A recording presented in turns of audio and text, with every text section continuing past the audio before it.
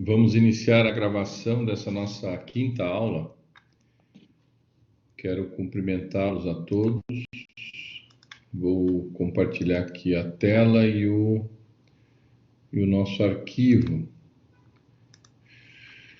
para que a gente dê andamento à nossa aula,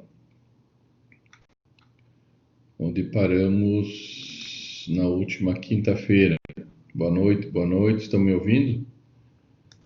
Temos aqui 14 alunos. Boa noite, Anderson. Boa noite.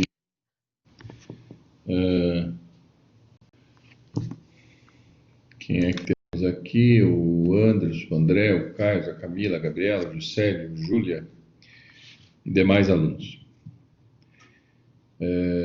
Nós concluímos na aula passada, na quarta aula nossa,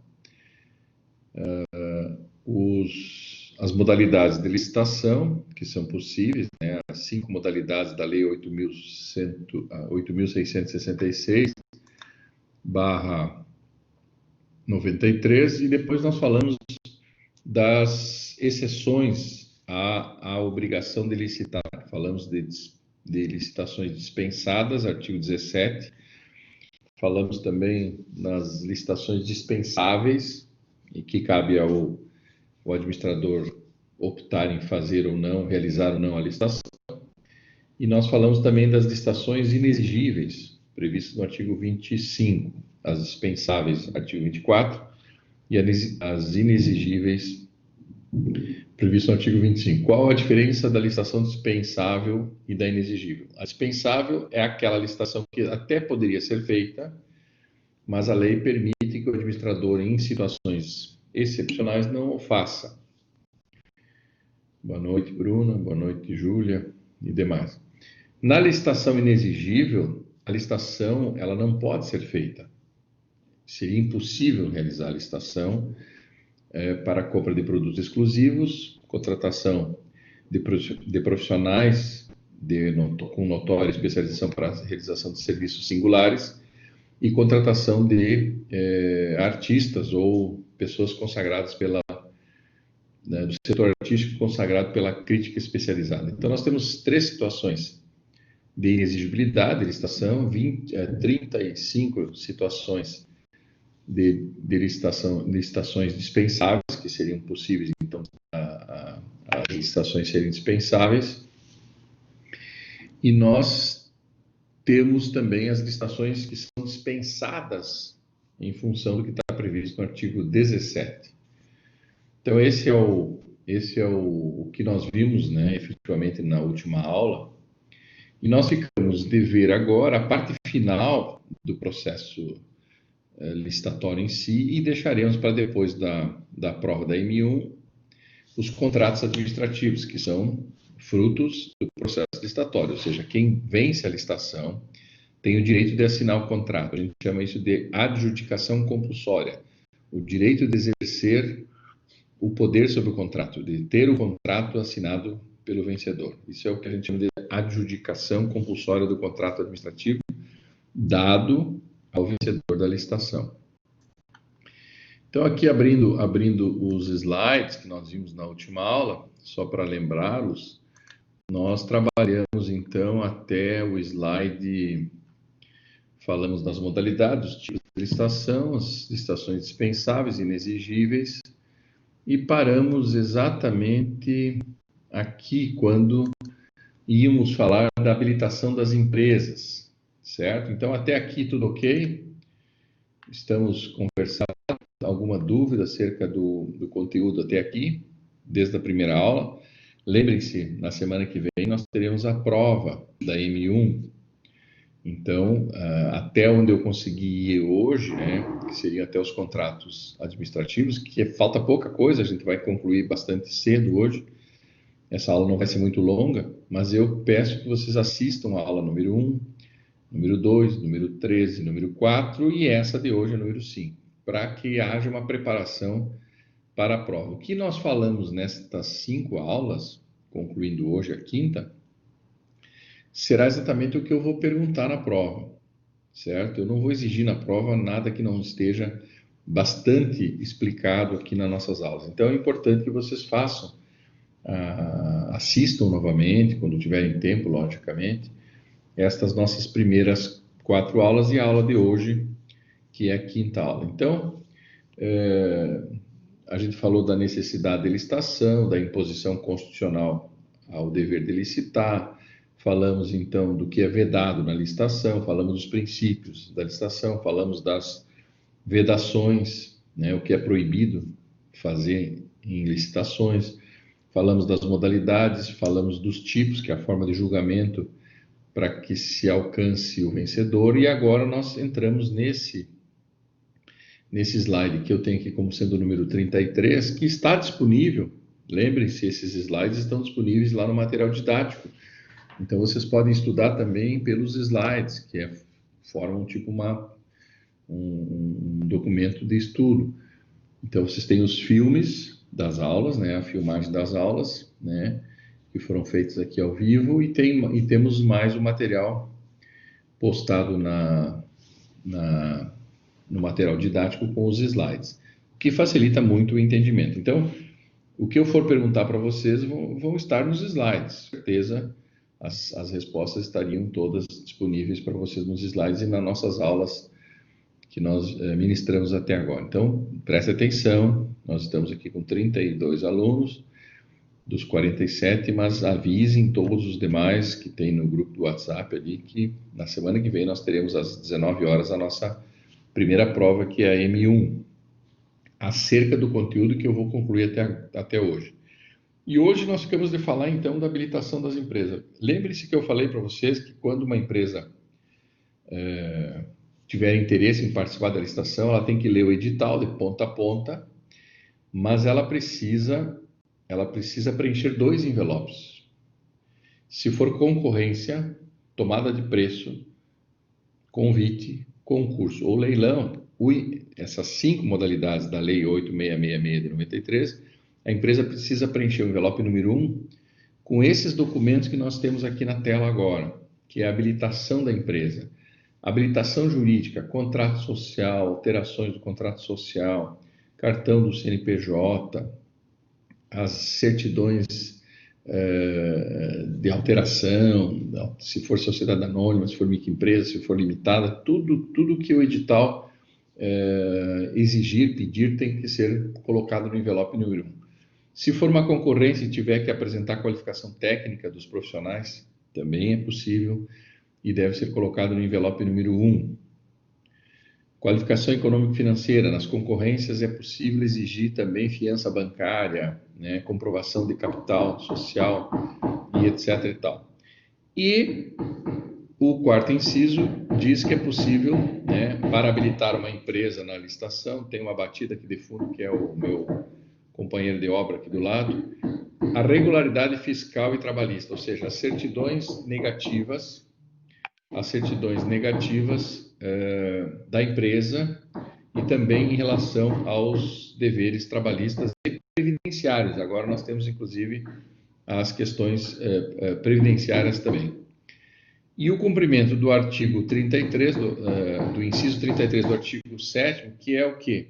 Que é aquela declaração que a empresa não emprega menores de idade, a não ser na condição de aprendiz ou de estagiário. Então, vejam que não sei se vocês estão ouvindo bem, ou a batida aí no fundo está forte, como é que está? Está me atrapalhando um pouco, não sei se vocês estão conseguindo ouvir aí, está tranquilo? A batida está meio xoxa, meio abafada, mas perturba aqui o professor. Bom, nesse envelope número 1, o que nós temos? Nós temos essa habilitação da empresa que vai participar da licitação. Ou seja, todas as empresas devem trazer esses documentos no envelope número 1. Não tem como fugir disso. Se faltar um desses documentos, a empresa vai ser inabilitada. Então, mesmo que ela pudesse vencer a licitação pelo preço, ou pela técnica, ou técnica e preço, ela seria inabilitada pela falta de documentação. Então, é importantíssimo ter os documentos. E esses documentos, segundo as modalidades da Lei 8666 de 93, devem estar no envelope número 1. No envelope número 2 vai estar a proposta da empresa acerca do objeto contratado, ou o serviço, ou a obra pública que será realizado pela empresa. Então, vejam que são 2 envelopes, obrigatoriamente, que devem ser trazidos para entregar no dia da abertura, né, destes envelopes fixadas esse dia no edital. Então, envelope número 1, habilitação da empresa. Envelope número 2, a proposta propriamente dita da empresa para vencer a licitação.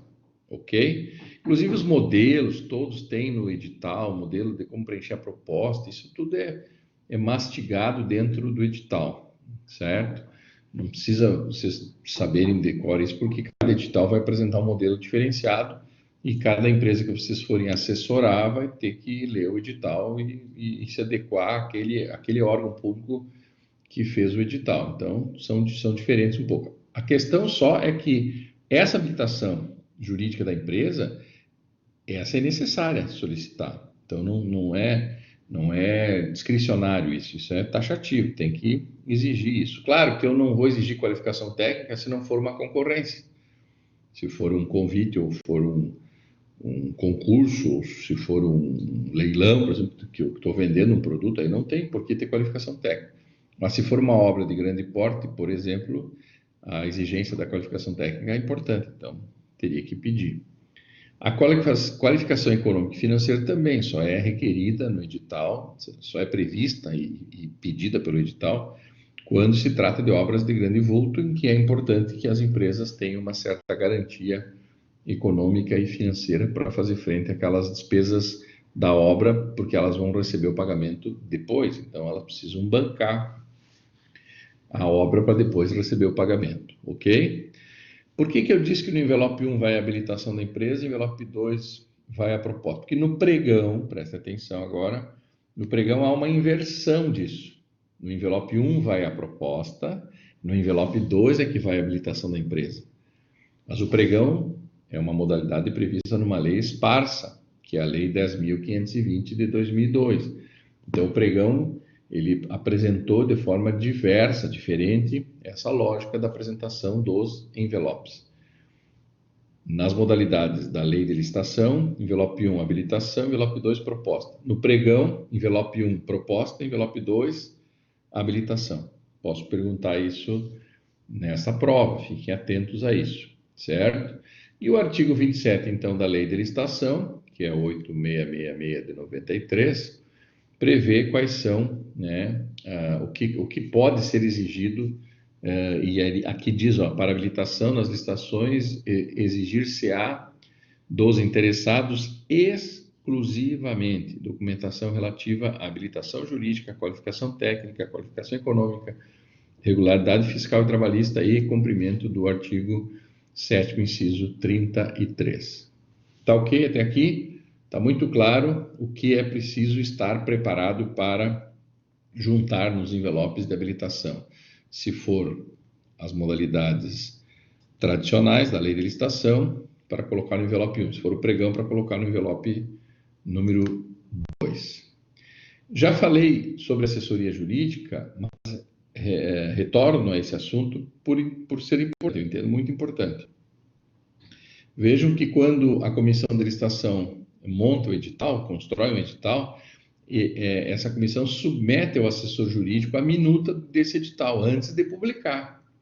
Então, o assessor jurídico vai emitir um parecer, né? Ele vai emitir um posicionamento, uma manifestação, certo? Como diz aqui, será examinado os editais de licitação, bem como os contratos, acordos, convênios, o ajuste devem ser previamente examinados e aprovados. Vejam, o advogado do município, se for o município que estiver fazendo a licitação, o advogado precisa examinar a minuta do edital e a minuta do contrato que será publicado e aprovar. O que ele vai aprovar? A modalidade escolhida, para ver se está de acordo com a lei. Professor, é uma obra de 10 milhões de reais que o município vai realizar. E a comissão elaborou uma minuta de edital, optando pela modalidade convite. O meu parecer jurídico vai ser o quê? Vai ser pela não aprovação da minuta. Porque uma concorrência para uma obra de 10 milhões necessariamente exige que a modalidade seja concorrência, não pode ser um convite, não pode ser modalidade convite, tem que ser modalidade concorrência, certo? Também não pode ser pregão, por quê? Porque não é uma obra comum. Agora, existe uma licitação para a contratação de uma empresa para construir uma fossa. Qual é o valor? Ah, uma fossa para um colégio, sei lá, uns 40 mil reais. Que é caro já, mas vamos supor que seja 40 mil reais. Bom, aí, como é uma obra comum, pode até ser feito a minuta do edital optando pela modalidade pregão. E aí o assessor jurídico vai examinar e vai aprovar a modalidade escolhida. E também vai se manifestar quanto ao tipo, né, que é o critério de julgamento. Então, pregão para contratar uma empresa para fazer uma fossa de 40 mil, modalidade pregão, tipo menor preço. A empresa que participar do pregão e der lance mais baixo para realizar esse serviço de engenharia, essa obra, vencerá a licitação e terá o direito, então, de adjudicar o contrato, ou seja, tem direito de assinar o contrato definitivamente para aí sim começar a obra ao qual ele venceu a licitação.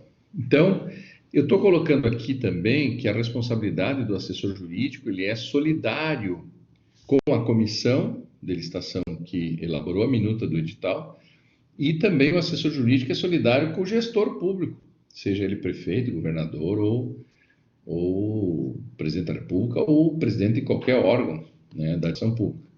Por isso, é importantíssimo que o exame feito por nós, advogados, quando formos trabalhar dentro de um órgão público e ficarmos encarregados por esse serviço de assessoria à comissão de licitação, temos que estar muito atentos para que não venhamos a responder com responsabilidade solidária, ou seja, teria que fazer uma concorrência. A minuta apresentou um convite, eu disse que estava certo, eu aprovei a minuta, poxa, aí eu estou me responsabilizando de forma solidária com o prefeito, com a comissão de licitação.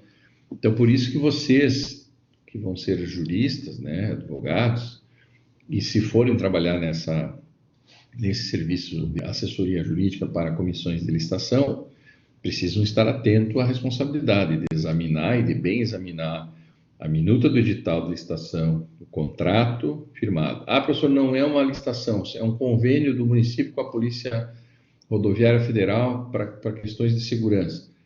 Então, tem que assinar um convênio. Então, o advogado, o assessor jurídico, embora não se trate de uma licitação, não deixa de ser um convênio, que é um contrato de convênio. Então, precisa ser examinado e aprovado também pela assessoria jurídica. Normalmente, pessoal, os municípios, o Estado, tem uma equipe de assessores jurídicos que se dividem para exercer esse papel, essa tarefa, essa atribuição de emitir os pareceres. Municípios menores têm uma comissão de licitação só e tem um assessor jurídico só que faz isso, certo? Então, é esse assessor jurídico o encarregado de examinar e aprovar todas as minutas de editais antes da publicação. Depois da publicação é tarde, tem que ser antes. Professor, e se eu sou assessor jurídico e não aprovo a minuta do edital, o que acontece? Eu remeto para a comissão de licitação e mando eles alterar. Eu indico quais são os erros que eu encontrei, porque eu examinei, então eu sei quais são os erros, e eu desaprovo a publicação daquele edital, solicitando que eles façam as alterações. Feitas as alterações, no edital, ou na minuta do edital, melhor dizer, volta para o assessor jurídico emitir o novo parecer. Então, o edital de licitação só vai ser publicado depois que tiver a aprovação, o exame e a aprovação da assessoria jurídica? Sim, exatamente, tem que ser assim. Por isso que a responsabilidade, às vezes, é maior do assessor jurídico que dos membros da comissão. Porque os membros da comissão de licitação nem sempre são advogados. Eles podem ser práticos, um agente administrativo pode aprender a fazer edital, mas a escolha da modalidade tem que estar submetida, será submetida ao parecer da assessoria jurídica daquele órgão, que examinará, como diz aqui, e aprovará as minutas de editais para depois se transformar no edital a ser publicado pelo órgão que deseja, então, realizar o processo licitatório. Importante isso, eu ressalto que eu já vi advogados perderem a carteira, né, da OAB por ter fraudado licitação ou ter sido cúmplice da fraude de licitação. Legal? Então, vejam, é importante, é de abrir o olho, é de ficar atento quando for vocês forem contratados para fazer esse trabalho aí, certo? Alguém quer fazer uma pergunta? Eu acho que alguém está abrindo o microfone. Tudo ok? Está tranquilo? A solidariedade alcançaria que tipo de problema? Probidade administrativa, se a pessoa é concursada, por exemplo, com assessor jurídico, ele pode até perder o cargo, né? Ao qual ele passou no concurso. Se ele é um cargo comissionado, enquanto ele estiver no cargo, ele pode responder também. E posteriormente ele pode responder por improbidade, né? Certo? Então tem que estar de olho. O Tribunal de Contas pode aplicar a Dilson uma multa, né? Por descumprimento da ordem legal, em função do descumprimento da lei de licitação. Tudo isso é possível alcançar a solidariedade do advogado. Bom, quem elabora a minuta do edital de licitação é uma comissão, certo? Então, a comissão de licitação, ela, como diz aqui o artigo 51, olha só, até vou ler o artigo para que a gente possa entender de forma tranquila e calma o que diz. A habilitação preliminar, a inscrição em registro cadastral e sua alteração ou cancelamento e as propostas serão processadas e julgadas por comissão permanente ou especial. Então, nós temos dois tipos de comissão: a comissão permanente de licitação, que é aquela que trabalha quase todos os processos, e a comissão especial, que trabalha só a modalidade de concurso. Aqui, quando fala em comissão especial, é para os concursos. Para a concorrência, tomada de preço, convite, leilão e o pregão é a comissão permanente de licitação. Já para o concurso, como é um concurso de projetos ou de artigo científico ou de música ou da contratação de alguma obra de arte, alguma coisa, aí tem que ser uma comissão especial, porque são pessoas que têm que ter conhecimento técnico mais direcionado a essa expectativa, né, do concurso. Então, o concurso é para a escolha de um trabalho científico ou de um trabalho do setor artístico e tal, né, que se busca contratar alguém capacitado. Então, o concurso precisa, para ser analisado o vencedor, uma comissão especial. Para as demais modalidades de licitação, é essa comissão permanente de licitação. Então, ela é a responsável pela análise da habilitação preliminar, se for uma concorrência. Ela analisa a inscrição no cadastro das empresas que pretendem se cadastrar no âmbito do órgão público, as alterações, cancelamento, e também ela que julga o vencedor nas licitações. O julgamento nas licitações se dá pela comissão permanente. Por isso que, no mínimo, são 3 membros, que pode haver um voto divergente. Então, são, no mínimo, 3 membros. Pode ser 5, 4, 5, 6, 7, 8, 9, sei lá. Mas, no mínimo, temos que ter 3 membros. Sendo que 2 desses 3, no mínimo, devem ser servidores qualificados. Isso aqui é um pouco subjetivo. E pertencentes aos quadros permanentes da administração. O que quis dizer o legislador lá em 93? Ele quis dizer que tem que ser um servidor, certo? Ocupante de um cargo efetivo.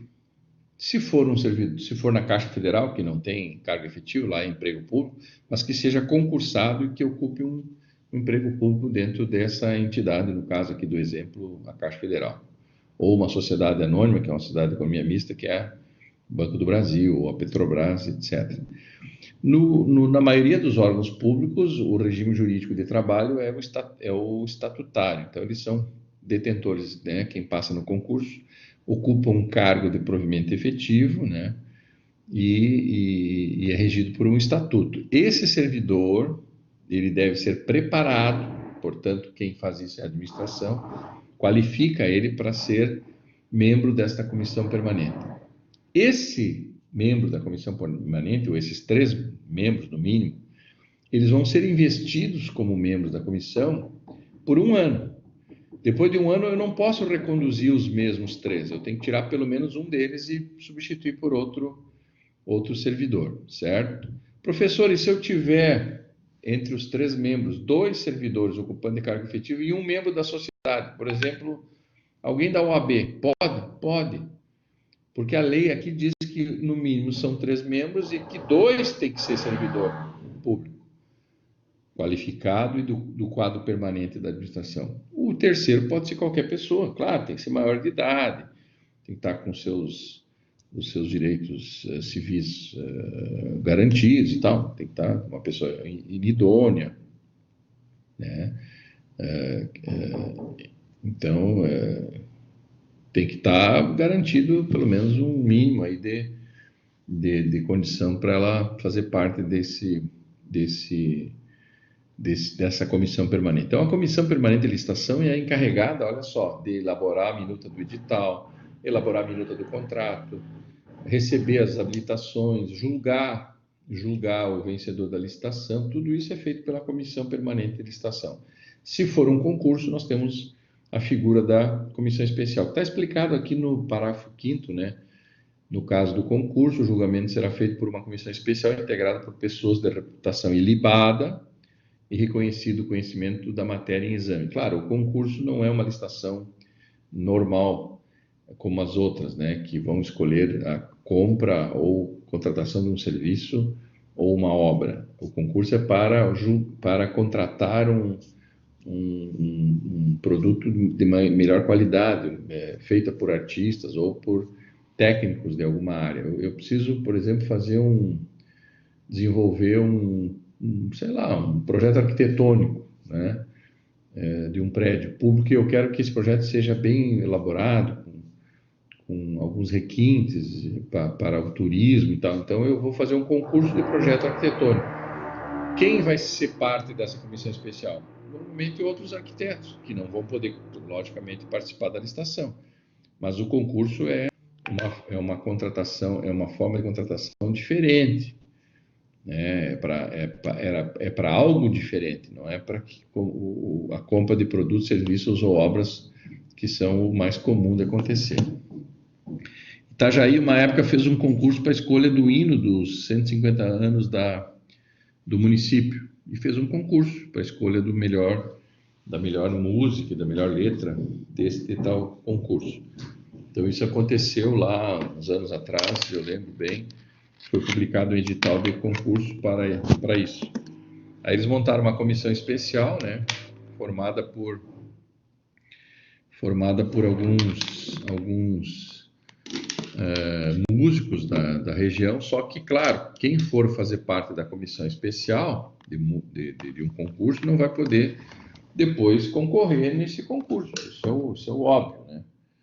Estou ligando aqui, pessoal, a minha luz, para que eu possa não perder a energia aqui do computador. Tem uma betoneira aqui do lado do meu ouvido aqui agora. Ok? Comissão Permanente de Licitação, importantíssima, porque ela é que dá credibilidade ao processo licitatório, pessoal. Por isso que o gestor público precisa escolher pessoas adequadas, de reputação ilibada. Professor, hoje estão julgando o impeachment do governador e tal. E eu acho que hoje até esse julgamento não se refere à licitação, mas tem uma acusação também do governador daqueles respiradores, né, que foram comprados. Mas quem é que comprou? Não tinha uma comissão de licitação, professor?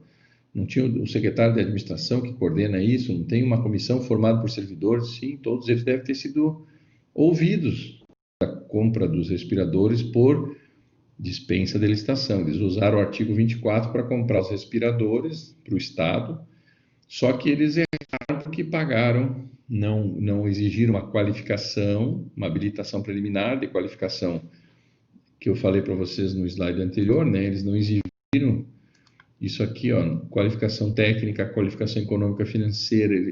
Eles falharam em alguma exigência e caíram no conto do vigário. E aí o que aconteceu? A empresa não era idônea, não fizeram a habilitação preliminar, ela não entregou o produto, ficou com o dinheiro e o pagamento ainda foi errado porque foi antecipado. Ou seja, houve erro por parte do gestor, por parte da assessoria jurídica, da comissão de licitação. Tem várias pessoas envolvidas aí, não é só o governador, tem um conjunto de pessoas, secretário de saúde, que assinou depois o contrato, que autorizou o pagamento antecipado, pode até ter sido levado a isso pela comissão, ou pelo governador, ou pelo assessor jurídico, eu não sei quem é que definiu esse erro aí, mas aconteceu o erro e agora tem que buscar os culpados.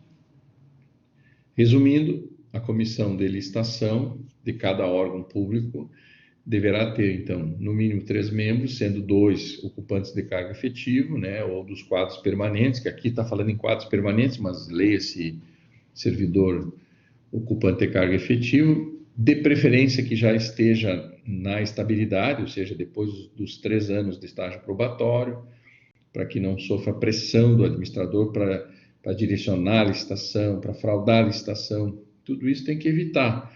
E quem que pode evitar isso? A comissão de licitação, por isso que ela tem que ser formada por pessoas de reputação ilibadas, 2 dos 3 têm que ser servidores públicos do quadro permanente ou servidores públicos ocupantes de cargo efetivo, com estabilidade, por isso que chama aqui quadro permanente, o servidor já tem estabilidade e tal. Essa comissão ficará investida no cargo de membro da comissão por 1 ano, vedada a recondução da totalidade de seus membros, ou seja, passado 1 ano tem que nomear novamente a comissão permanente e retirar um deles. Se eu retirar um dos 2 ocupantes de cargo efetivo, logicamente eu tenho que botar um outro ocupante de cargo efetivo, para poder manter sempre no mínimo 2 ocupantes desse quadro permanente ou quadro efetivo dos servidores. Se eu tirar um que é representante da OAB, eu posso colocar um outro. Se eu tirar um cargo comissionado, que faz parte da comissão, que é possível, eu posso até botar um outro cargo comissionado, mas eu tenho que manter sempre, dentre os 3, no mínimo 2 ocupantes de cargo de provimento efetivo, que são aqueles que fazem concurso, estágio probatório, adquirem estabilidade no cargo e etc. e tal. Ok? Comissão permanente de licitação e comissão especial de licitação. A comissão especial de licitação só se usa para o concurso. Vou perguntar na prova. Um concurso público, o julgamento da melhor proposta será feito pela comissão especial ou feita pela comissão permanente de licitação? Qual é a resposta? Especial. Especial. Tá? Então, a comissão especial pode até ter mais de 3 membros, pode ter 5, 6, 7, não interessa. E nessa comissão especial, não há essa exigência de 2 servidores do... Aqui dá a entender que sim também, né? Ó, comissão permanente ou especial, no mínimo 3 membros, sendo 2. Só que nessa comissão especial, às vezes eu não tenho servidores do quadro permanente com qualificação necessária para julgamento de um projeto arquitetônico, por exemplo. Então, às vezes, a comissão especial não consta, não tem dentro dos quadros. Ah, professor, mas pega um arquiteto do município. Então, é bom manter sempre 2, mesmo que seja uma comissão especial de 5 membros. Coloca 2 lá, ocupantes de cargo da administração. Tenta achar alguém que seja minimamente conhecedor dessa função específica aí. Tá ok? Então, aqui encerramos a conversa sobre a comissão. E, bom, aí entramos na questão dos recursos administrativos decorrentes da lei de licitação, né? Então, sempre que a empresa não concordar com alguma decisão da comissão de licitação, é possível ela, na hora, impugnar a decisão da comissão, mas também será aberto um prazo, depois de julgada a impugnação, no momento da abertura dos envelopes, nós teremos um prazo de recurso feito para uma autoridade superior. Aqui, deixa eu... Então, essa autoridade superior, no caso do município, pode ser o secretário da administração, por exemplo. Então, a comissão da licitação julga em primeira instância e o secretário de administração ou o prefeito, se for no âmbito do município, poderá ser a segunda instância administrativa. O prazo para recorrer de uma decisão da comissão permanente de licitação ou da comissão especial de licitação é de 5 dias úteis, ó, como a lei já falava em 5 dias úteis, a contar da intimação do ato ou da lavratura da ata da reunião que foi feita a abertura dos envelopes. Então, nos casos de habilitação ou inabilitação do licitante por falta de documento, por exemplo, se eu inabilito uma empresa de participar da fase das propostas, então eu abri o envelope 1, tem 5 empresas, uma delas, a comissão diz, olha, falta um documento aqui nesse teu envelope. Então, essa empresa pode ficar inabilitada. Ela vai impugnar na hora e vai pedir para recorrer. Aí tem que suspender a sessão, não abrir o envelope 2 com as propostas e aguardar o recurso, porque só depois de julgado o recurso é que nós podemos dar andamento à fase final da licitação, que seria a abertura do envelope com as propostas. Então, tem licitações que começam num dia e vão terminar daqui a 3 meses, 2 meses, depende de quantas empresas vão recorrer, aí tem que abrir prazo também de 5 dias úteis para as outras empresas se manifestarem quanto ao recurso, tem que aguardar o parecer jurídico, né, do assessor jurídico acerca do recurso, tem que aguardar a decisão de segunda instância administrativa acerca do recurso. Então, sobre o que uma empresa ou uma pessoa, se for pessoa física interessada em participar da licitação, o que ela pode arguir? Habilitação ou inabilitação dela, julgamento da proposta, ela pode não concordar que ela perdeu para outra empresa, né? Ela pode recorrer sobre anulação, quando há uma ilegalidade no processo licitatório, o gestor anula e ela pode recorrer dessa anulação. A revogação de um processo licitatório, que é diferente da anulação. A revogação é quando não há mais interesse público em seguir o processo licitatório, daí a gente chama de revogação. E quando a gente anula, quando há uma ilegalidade no processo. Embora haja interesse, o processo apresentou num determinado momento alguma ilegalidade. Aí nós chamamos de anulação. Quando for revogação, vejam que são dois termos diferentes. No âmbito jurídico isso é importante, né? Vocês terem claro o que é anulação de um ato administrativo e o que é revogação de um ato administrativo. Como a licitação é um ato administrativo dentro de um processo, é possível anular se tiver ilegalidade ou revogar. E anular a qualquer tempo, né? Mesmo que depois de contratada a empresa, constata-se que o processo licitatório estava eivado de ilegalidade, tem que anular a qualquer tempo, mesmo que a empresa já tenha até sido contratada e já esteja até desenvolvendo o serviço, certo? É possível ser provocada uma anulação pelo Ministério Público, pelo Tribunal de Contas ou mesmo alguma outra empresa denunciar a nulidade dos atos praticados. Também é possível recorrer quanto ao indeferimento do pedido de inscrição no cadastro. A pessoa quer se cadastrar no município para participar, por exemplo, da tomada de preço, que se exige cadastro prévio, a pessoa vai fazer o cadastro e a comissão de licitação não aceita o cadastro da empresa, sei lá por que motivo. É possível recorrer a essa decisão. Depois de feita a contratação, feita a licitação e a contratação, é possível que o órgão público rescinda o contrato, certo? E aí é possível recorrer dessa decisão também da administração quando da rescisão dos contratos. Há possibilidade também de aplicação de pena de advertência, suspensão e multa do contratante em função do descumprimento do contrato. Pode haver também o recurso. Isso é o amplo direito, né? Está dentro do direito contraditório e ampla defesa. Então, sempre que uma empresa tiver seu contrato rescindido, é possível recorrer da decisão do administrador.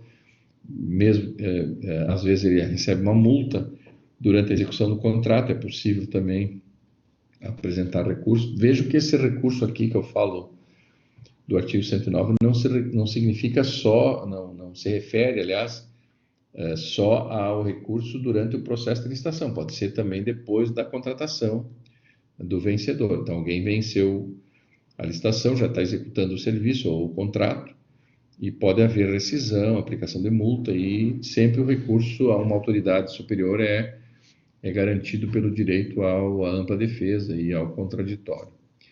As representações, o inciso 2 diz, representação no prazo de 5 dias úteis da intimação da decisão relacionada com o objeto da licitação ou do contrato, do qual não caiba recurso hierárquico. Então, pode haver esse recurso, né, ele pode ser exercido em 5 dias, mas também pode haver uma representação ao Tribunal de Contas. Quando não caiba mais recurso hierárquico, eu posso recorrer ao Tribunal de Contas, por exemplo, né, acerca de um indeferimento em grau de recurso, por exemplo, né.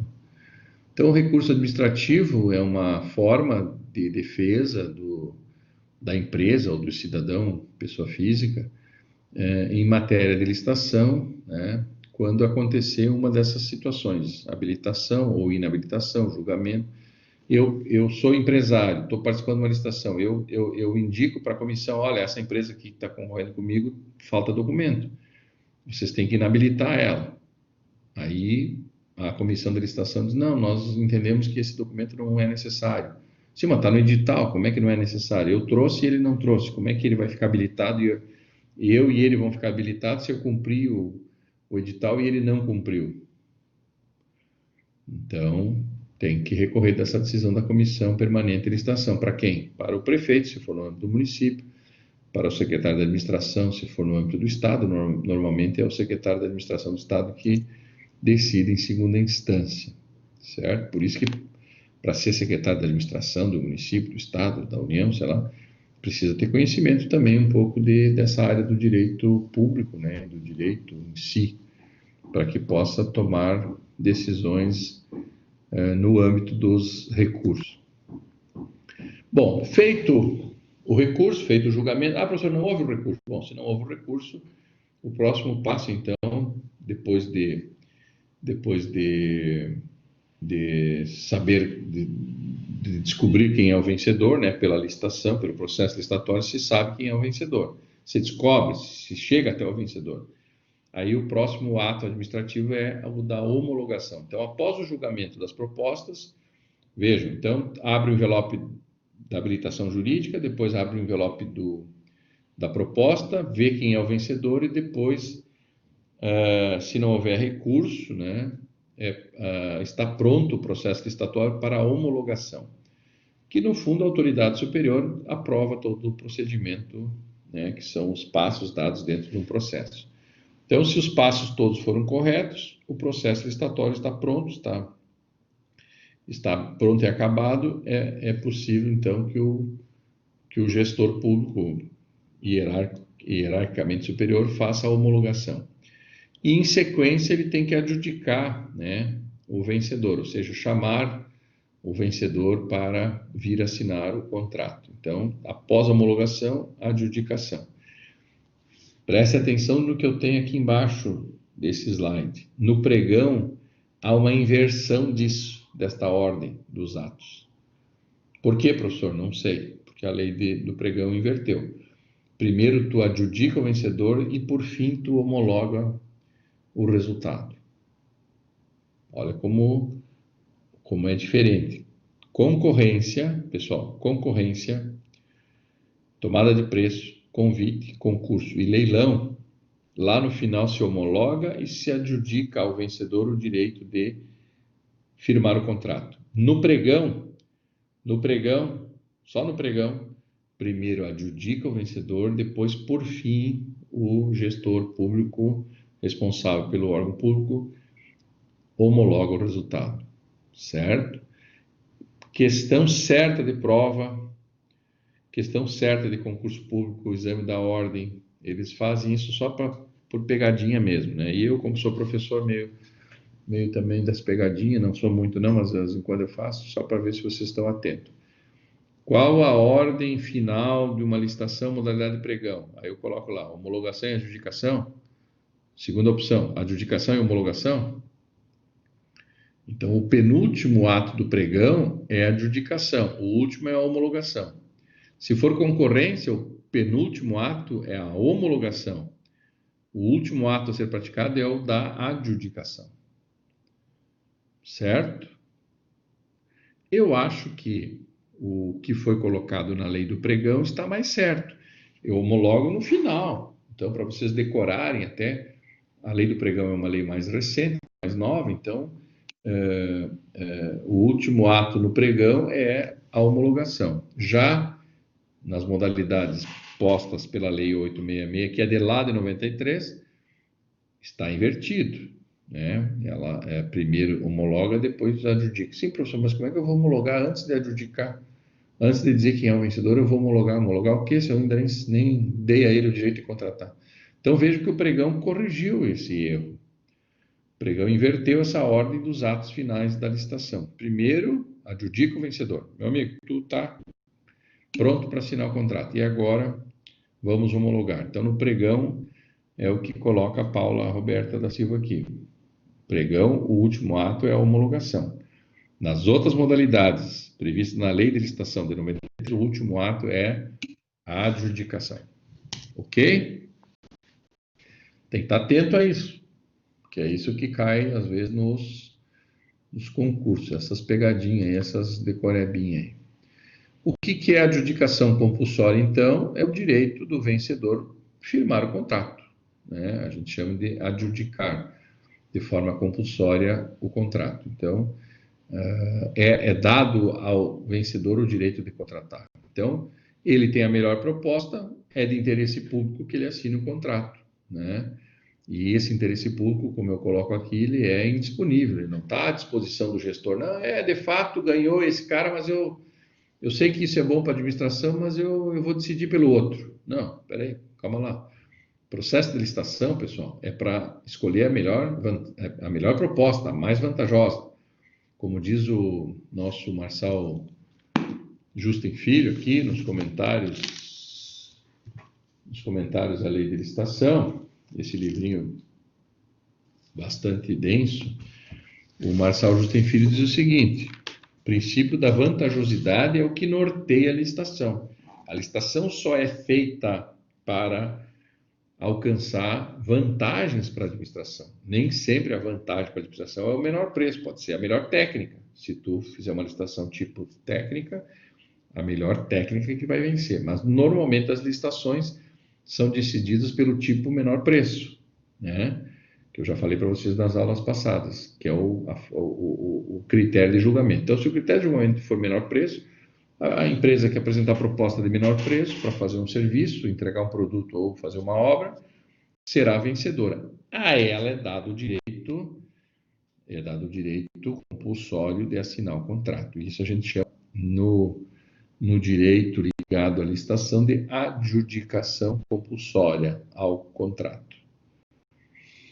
Legal? A autoridade pública tem o dever de preservar o interesse público. Por quê? Porque o interesse público não está disponível a ela. O interesse público tem que ser alcançado de qualquer forma. A supremacia do interesse público sobre os interesses particulares tem que ser buscado a qualquer custo, sempre.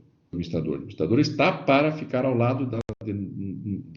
nosso lado para gerenciar, administrar bem o dinheiro público. Então, tem que buscar vantagens na licitação, não desvantagens.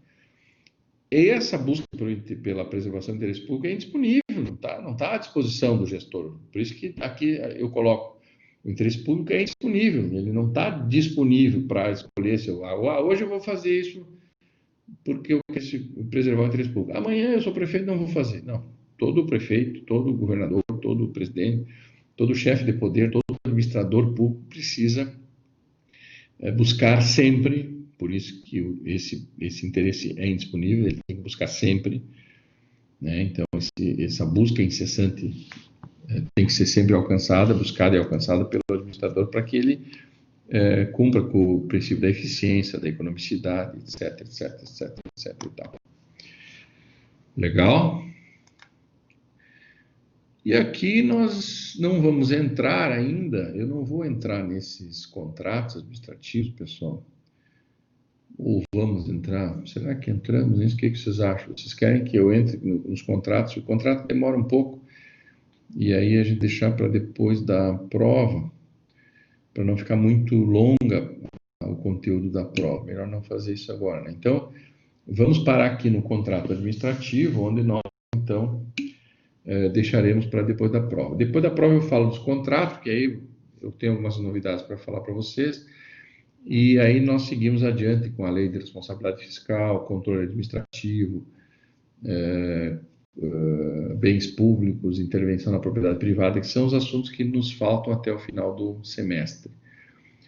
Aqui parece que rende mais as aulas, porque a gente não está presente de forma presencial, então parece que anda mais. O que eu quero alertar vocês? Que na minha página lá do meu canal, sei lá se é canal, é página do YouTube, eu tenho as aulas também que foram gravadas no semestre passado, desde a primeira aula até essa quinta aula que nós estamos vendo hoje. Então, se vocês quiserem assistir também, são aulas mais curtas, mais resumidas, né, porque o semestre passado a gente não fazia ao vivo, né, como eu estou fazendo agora com vocês aqui. A gente gravava e disponibilizava para o aluno, depois tirava dúvida. E aqui, esse semestre, eu optei em fazer ao vivo e comentar com vocês, tirar as dúvidas ao mesmo tempo. Pelo menos algumas aulas, né? Algumas eu trouxe gravada, mas amanhã. Agora, essas duas últimas a gente fez ao vivo, que é o que a gente pretende fazer daqui para frente. Mas, se vocês quiserem uma outra visão do professor numa aula diferente, também tem aulas mais curtas que estão no canal do YouTube. Lá no YouTube eu estou como João Emel, né? Então, se vocês clicarem lá em João Emel, no YouTube vai aparecer a minha...